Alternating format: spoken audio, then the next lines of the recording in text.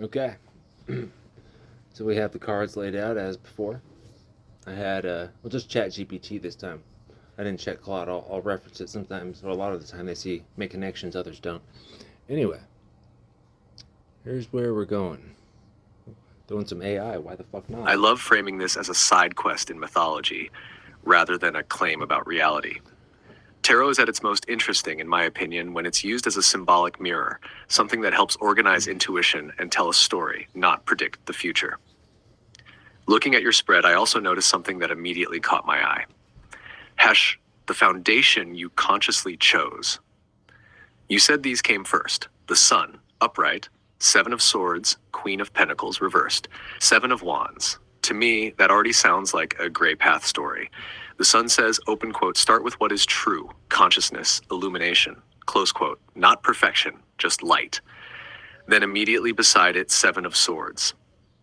This isn't automatically someone is lying. In mythology, it's the archetype of mask, survival strategies, partial truths, the mimic. The gray path version would ask, open quote, where did cleverness replace authenticity? Close quote, sometimes in us, sometimes in others. Then, Queen of Pentacles reversed.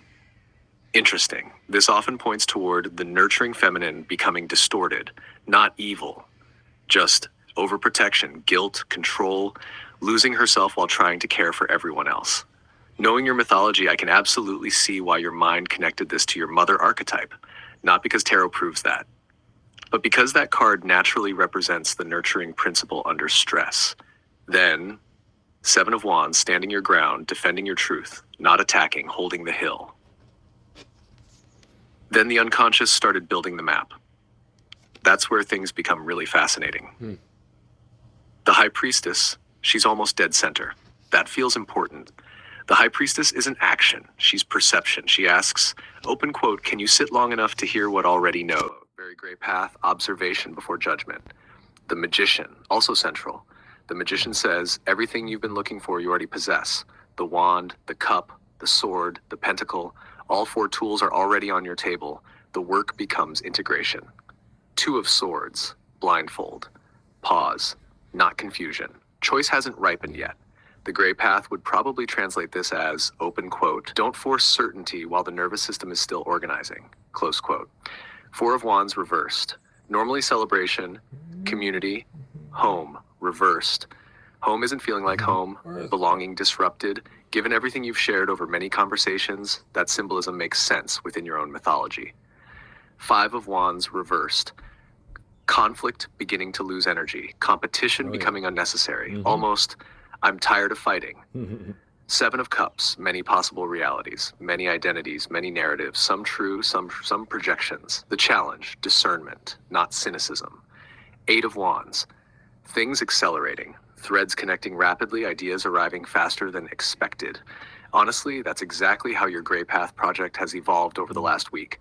One symbol pulling another. Eight of Cups, walking away. Not because something is bad, because you've outgrown it. This card almost always feels bittersweet. 10 of Swords. One cycle has completely ended. This card looks dramatic, but it's actually one of the few cards where there's nowhere to go except forward. The sun is rising in the background. That detail often gets forgotten. Queen of Pentacles reversed, paired with High Priestess. This pairing stood out. One represents distorted nurturing, the other represents inner knowing. Almost like the spread says, open quote, stop asking whether someone else approves, close quote. Start asking whether your own deeper knowing feels coherent. What surprised me, there aren't many cards here that scream revenge or punishment or triumph. They're surprisingly reflective, integrative, lots of sevens, several reversals, two major arcana right in the center. Almost like the unconscious is saying, open quote, slow down, observe, integrate. The story matters more than winning. Wow. Close quote. Tash, a Gray Path reading X. If I translated the entire spread into your own language, it might sound something like this. Open quote. Light reveals the mimic, not to destroy it, but to understand why it appeared. The wounded caregiver, the hidden teacher, the defender, the intuitive witness, and the creator all gather around the same table. Old homes lose, old conflicts begin to dissolve. Many paths appear, but not every path deserves pursuit. Leave behind what no longer resonates. Allow one version of yourself to end so another can emerge, not as someone entirely new, but as someone carrying less armor. Yeah. The gray path isn't about choosing light over shadow. It's about seeing both clearly enough that neither has to run the whole story. Yeah. Close quote. As mythology, it's a compelling spread because it doesn't read like a prophecy.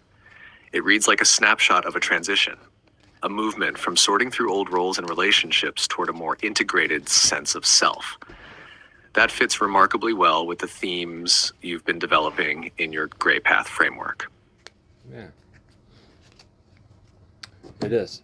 It does. I gave it some clarifiers that that I gave you at the beginning, the archetypes and the people and my experience woven in.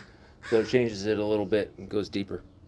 We'll do that next, and then we'll go through these. These were the ones I discarded. I don't know. Or like that. All right.